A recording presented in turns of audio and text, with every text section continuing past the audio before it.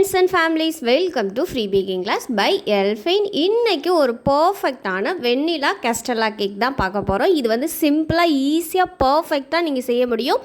நான் கொடுத்துருக்க மெஷர்மெண்ட்டை கரெக்டாக பயன்படுத்துனீங்கன்னா பர்ஃபெக்டாக நீங்களும் ஒரு வெண்ணிலா கஸ்டல்லா கேக்கை மேக் பண்ண முடியும். நீங்கள் ஃப்ரீயாகவே பேக்கிங் கற்றுக்கணுமா இல்லை பேக்கிங் கற்றுக்க ஆவலாக வந்து பக்கத்தில் கிளாஸஸ் இல்லையா, ஜஸ்ட் எங்கள் சேனலை சப்ஸ்கிரைப் பண்ணி ஃப்ரீ பேக்கிங் கிளாஸில் ஜாயின் பண்ணிக்கோங்க. இது முற்றிலும் இலவசமாக வழங்கக்கூடிய ஒரு கேக் பயிற்சி வகுப்பு. இதுக்கு நீங்கள் எந்த ஒரு ஃபீஸும் கட்ட தேவையில்லை, எந்த ஒரு எஜுகேஷன் குவாலிஃபிகேஷனும் தேவையில்லை. ஜஸ்ட்டு சேனலை சப்ஸ்கிரைப் பண்ணி ஃப்ரீ பேக்கிங் கிளாஸில் ஜாயின் பண்ணிக்காங்க. ஆல்ரெடி வந்து 64 கிளாஸஸ் வந்து அப்லோட் பண்ணியிருக்கோம். தேவைப்படுறவங்க அந்த கிளாஸஸையும் செக் பண்ணிக்கோங்க. விருப்பம் உள்ளவங்க ஃபஸ்ட்லேருந்து பார்த்தீங்கன்னா தான் உங்களுக்கு ஈஸியாக புரியும். ஈஸியாக நீங்களும் வந்து பிஸ்னஸ் பண்ணலாம். ஸோ வந்து வீடியோவை ஸ்கிப் பண்ணாமல் பாருங்கள். எங்களுடைய சேனல் உங்களுக்கு பிடிச்சிருந்துச்சுன்னா லைக் பண்ணி, ஷேர் பண்ணி, கமெண்ட் பண்ணி, சப்ஸ்கிரைப் பண்ணுங்கள். பக்கத்தில் இருக்க பெல் ஐக்கானை கிளிக் பண்ணி ஃப்ரீ பேக்கிங் கிளாஸில் ஜாயின் பண்ணிக்கோங்க. ஈரமில்லாத 2 பாத்திரம் எடுத்துக்கலாம். பாத்திரத்தில் சுத்தமாக ஈரம், அதாவது தண்ணி எதுவும் இருக்கக்கூடாது. இந்த பாத்திரத்தில் ரூம் டெம்பரேச்சரில் இருக்க முட்டை வந்து நான் 3 முட்டை எடுத்திருக்கேன். கண்டிப்பாக முட்டை ரூம் டெம்பரேச்சரில் உள்ளதாக தான் இருக்கணும். அதே மாதிரி கூலிங்காக நீங்கள் பயன்படுத்துனீங்கன்னா வராது. ஸோ வந்து ஃப்ரிட்ஜில் வச்சுருக்கீங்கன்னா ஃப்ரிட்ஜிலேருந்து எடுத்து நார்மல் ரூம் டெம்பரேச்சரில் கூலிங்லாம் போனதுக்கப்புறமா பயன்படுத்துனீங்கன்னா மட்டும்தான் கரெக்டான ரிசல்ட் வரும். ஸோ வந்து நான் ரூம் டெம்பரேச்சரில் இருக்க முட்டை வந்து 3 முட்டை எடுத்திருக்கேன். இந்த 3 முட்டையும் மஞ்சள் கரு தனியாக, வெள்ளை கரு தனியாக செப்பரேட்டாக பிரித்து எடுத்துக்கிறேன். இந்த ரெசிபிக்கு முக்கியமானது இந்த ஸ்டெப்பு தான். ஸோ வந்து நீங்கள் அதை வந்து கவனமாக பிரித்து எடுத்துக்கோங்க. வெள்ளை கரு, முட்டையோட வெள்ளை கருவில் ஒரு துளி அளவு கூட மஞ்சள் கரு கலக்கவே கூடாது. அப்படி கலந்துச்சுன்னா பர்ஃபெக்டான ரிசல்ட் வராது. ஸோ வந்து நீங்கள் கவனமாக பிரித்து எடுத்துக்கோங்க. அதே நேரத்தில் பாத்திரம் ஈரமாக இருந்தாலும் ரெசிபி வந்து பர்ஃபெக்டாக வராது. அதாவது வெள்ளைக்கரு இருக்கிற பாத்திரம் வந்து சுத்தமாக ஈரமே இருக்கக்கூடாது. அந்த மாதிரி கவனமாக செக் பண்ணி எடுத்துக்கோங்க. இப்போ 3 முட்டையோட வெள்ளைக்கரு தனியாக, மஞ்சள் கரு தனியாக நம்ம பிரித்து எடுத்துக்கிட்டாச்சு. ஃபஸ்ட்டு வந்து இப்போ நம்ம வந்து மஞ்சள் கருவை மட்டும் பயன்படுத்தி ஃபஸ்ட்டு செய்யணும். அதுக்கப்புறமா நம்ம வெள்ளை கருவை பயன்படுத்தலாம். இப்போ ஒரு பாத்திரத்தை நான் வந்து அடுப்பில் வைக்கிறேன். லைட்டாக ஹீட் ஆகணும். கரெக்டாக 45 கிராம் அளவு பால் எடுத்திருக்கேன். அதாவது காய்ச்சி ஆற வச்ச பால் 45 கிராம். 4.5 டேபிள் ஸ்பூன் அளவு பால் எடுத்துக்கோங்க. அதே அளவு 45 கிராம் அளவு அன்சால்டு பட்டர் எடுத்திருக்கேன். இந்த பட்டரையும் இது கூட சேர்த்துட்டு நம்ம வந்து ஸ்டவ் ஆஃப் பண்ணிடணும். பாலோட சூட்டிலே பட்ரு வந்து உருகணும். அதாவது நீங்கள் பாலை வந்து நல்லா கொதிக்க வச்சுட்டு அதில் பட்டரையும் போட்டு கொதிக்க வச்சிங்கன்னா கிராம் மெஷர்மெண்ட் வந்து நம்மளுக்கு மாறும். ஸோ வந்து ரெசிபி வந்து தப்பாயிரும். ஸோ அதனால் லைட்டாக பால் சூடான உடனே கேஸ் ஆஃப் பண்ணிவிட்டு அதுக்கப்புறமா நீங்கள் பட்டரை சேர்த்துட்டு இந்த மாதிரி விஸ்க் வச்சு கலந்து விட்டிங்கன்னா கட்டி இல்லாத அளவுக்கு பட்டர் வந்து மெல்ட் ஆகி அந்த சூட்டிலே வந்து மெல்ட் ஆயிரும். இந்த மாதிரி பண்ணால் தான் நம்மளுக்கு எடுத்துருக்க மெஷர்மெண்ட்டோட அளவு வந்து கரெக்டாக இருக்கும். ஸோ வந்து இந்த மாதிரி கரைச்சி எடுத்துக்கோங்க. கொதிக்க விடக்கூடாது எக்காரணத்தை கொண்டும். இப்போ நான் அந்த பவுலை அப்படியே கீழே இறக்கி வச்சுருக்கேன். சூடாக தான் இருக்குது இந்த பவுலு. இப்போ கரெக்டாக நான் 50 கிராம் அளவு மைதா எடுத்திருக்கேன். இந்த 50 கிராம் மைதா கூட 1 டீஸ்பூன் அளவு கார்ன்ஃப்ளவர் மாவு, இது ரெண்டையும் சேர்த்துட்டு நல்லா சலிச்சு எடுத்துருங்க. கீழே இருக்க பாலும் பட்டரும் வந்து சூடாக தான் இருக்குது. அந்த சூடோடே நம்ம மிக்ஸ் பண்ணால் தான் மிக்ஸ் பண்ண முடியும். ஸோ வந்து அந்த சூடு ஆடுறதுக்காட்டி எவ்வளோ சீக்கிரம் உங்களால் சலிச்சு எடுக்க முடியுமோ அவ்வளோ சீக்கிரம் சலிச்சுட்டு இதை வந்து விஸ்க் வச்சு நல்லா கலந்து எடுத்துக்கோங்க. கலந்து எடுக்கும்போது ஒரு திக்கான பேட்டர் மாதிரி வரும். கொஞ்சம் கெட்டி ஆகிற மாதிரி இருக்கும். அதாவது எக்ஸாக்டாக சொல்லணுன்னா இடியாப்ப மாவு எப்படி இருக்கும் அந்த மாதிரி டெக்ஸ்சரில் வந்து வந்துடும்.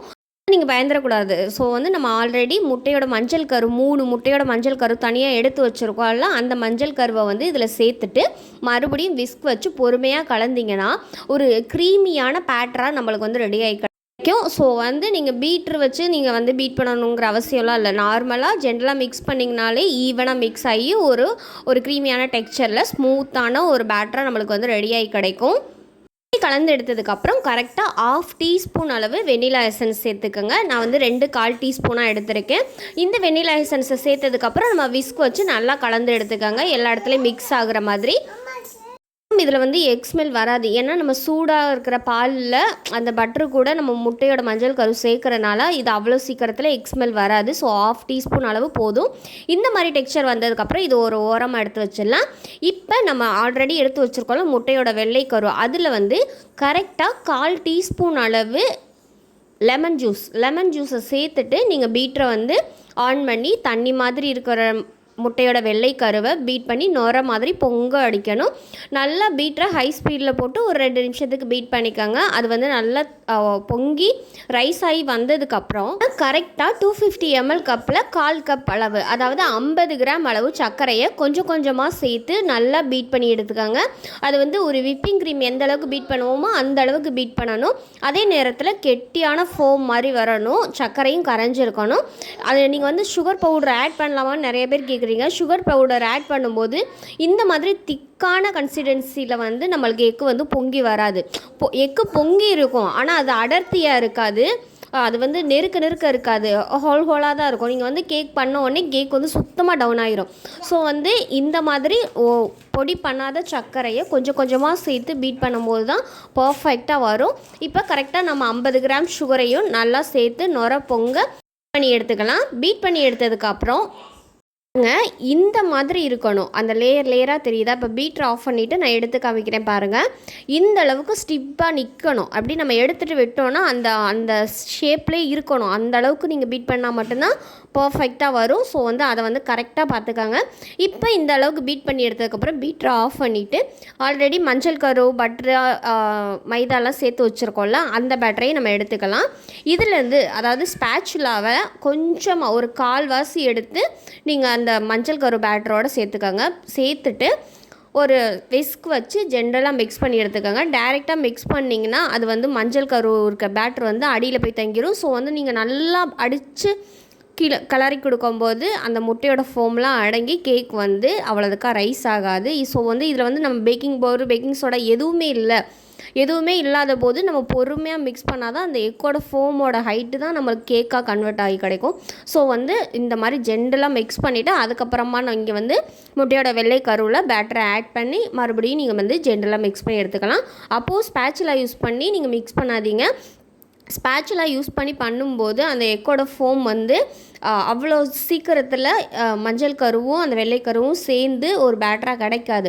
விஸ்கு வச்சு நீங்கள் கலரும் போது எல்லாம் ரொட்டேட் ஆகி ஈவனாக கிடைக்கும். ஸோ வந்து அதை பார்த்துக்கோங்க. மாதிரி கலந்து எடுத்ததுக்கப்புறம் நம்ம பேட்டரை வந்து மோல்டில் சேர்த்துக்கலாம். நான் வந்து 1/2 kg கேக் பண்ணுவோம்ல அந்த டின்னு தான் எடுத்திருக்கேன். பாருங்கள், நம்ம பேட்டர் வந்து இந்த மாதிரி ஒரு க்ரீமியான கன்சிஸ்டன்சியில் இருக்கணும். நம்மளுடைய எக்கு வந்து எவ்வளவுக்கு பீட் பண்ணமோ அது ரைஸ் ஆகாமல், அதாவது குறையாமல் இருக்கணும். அந்த ரைஸ் ஆனது அப்படியே இருக்கணும். இந்த 1/2 kg ட்ரே வந்து கரெக்டாக இதோட அகலம் பார்த்தீங்கன்னா 12 சென்டிமீட்டர், அதே மாதிரி நீளம் பார்த்தீங்கன்னா 12 சென்டிமீட்டர், இதோட ஹைட்டு பார்த்தீங்கன்னா 6 சென்டிமீட்டர் இருக்க மாதிரி பார்த்துக்கோங்க. அதோட இந்த விளிம்புகள் எல்லாமே க்ளோஸ் ஆகிருக்கணும், தகர மாதிரி இருக்கக்கூடாது, ஹோல் அந்த மாதிரி ஓட்டை அந்த மாதிரி இருக்கக்கூடாது. ஸோ இந்த மாதிரி பார்த்துக்கோங்க. இந்த பட்டர் பேப்பர் ஒரு சில நேரங்களில் வந்து உங்களுக்கு ஒட்டி பிடிக்காமல் அப்படி தூக்கிட்டு நிற்கும். அந்த சமயத்தில் வந்து நீங்கள் நம்ம ரெடி பண்ணி வச்சுருக்கோம்ல பேட்டர், அதுலேருந்து லைட்டாக எடுத்து கம்மு மாதிரி நீங்கள் யூஸ் பண்ணி ஒட்டினீங்கன்னா பர்ஃபெக்டாக ஒட்டிடும். ஸோ வந்து அது வந்து ஸ்டிப்பாகவும் நிற்கும். இந்த டெக்னிக்கு நீங்கள் ஃபாலோ பண்ணிங்கன்னா உங்களுக்கு ஈஸியாக இருக்கும். தேவைப்படுதுன்னா யூஸ் பண்ணிக்கோங்க. அதுக்கப்புறமா நம்ம ரெடி பண்ணி வச்சுருக்க பேட்டரை வந்து இந்த டின்னில் வந்து சேர்த்துடலாம். பாருங்கள், இந்த மாதிரி ஒரு டெக்ஸ்சரில் தான் இருக்கணும். நம்மளுடைய கரெக்டாக அந்த 6 சென்டிமீட்டர் விளிம்பு இருக்குல்ல, அது வரைக்கும் நம்ம கேக் பேட்டர் வந்து இருக்கும். அதை விட எக்ஸ்ட்ரா தான் நான் வந்து பேக்கிங் பேப்பர் வச்சுருக்கேன். அப்போ ரைஸ் ஆகும்போது அந்த பேக்கிங் பேப்பரோட அளவு வரைக்கும் வரும். ஸோ வந்து எக்ஸ்ட்ரா பேக்கிங் பேப்பர் போட்டுட்டு, அதாவது பட்டர் பேப்பர் போட்டுட்டு அதுக்கப்புறம் நீங்கள் பேக் பண்ணுங்கள். நீட்டாக கீழே தட்டி எடுத்துக்கோங்க. டேப் பண்ணிங்கன்னா ஈவன் ஆகிரும். பேட்டர் ஒரு இடத்துல ஏற்றமா இறக்கமா அந்த மாதிரி இருக்காது.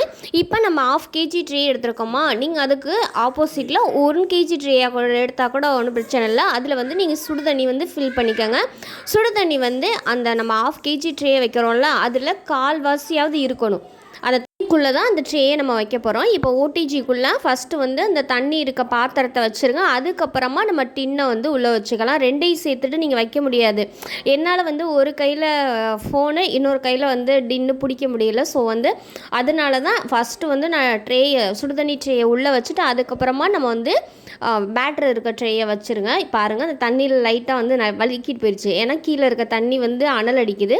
ஸோ வந்து இந்த மாதிரி சென்டரில் வச்சுட்டு நீங்கள் வந்து டோரை வந்து க்ளோஸ் பண்ணிடுங்க. டோரை க்ளோஸ் பண்ணிவிட்டு 150 டிகிரியில் கரெக்டாக 45லேருந்து 50 நிமிஷம் டைமர் ஆன் பண்ணிக்கோங்க. டாப் அண்ட் பாட்டம் ராட் செக்ஷனில் 150 டிகிரியில் கேக் வந்து பேக் ஆகட்டும்.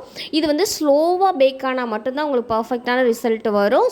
குக்கரில் எப்படி பேக் பண்ணுறதுன்னு கிளாஸ் 2ல் அப்லோட் பண்ணியிருக்கேன். தேவைப்படுறவங்க செக் பண்ணி பார்த்துக்கோங்க. குக்கர்லேயும் இதே டைமிங் தான். இப்போ பார்த்தீங்கன்னா கரெக்டாக நான் 50 நிமிஷம் ஆச்சு. எல்லாம் வச்சு செக் பண்ணணும்ல அவசியம் இல்லை. கரெக்டாக 50 நிமிஷத்தில் கண்டிப்பாக பேக் ஆயிரும். ஸோ வந்து கரெக்டாக 50 நிமிஷம் செட் பண்ணிவிட்டு நீங்கள் பேக் பண்ணிவிடுங்க.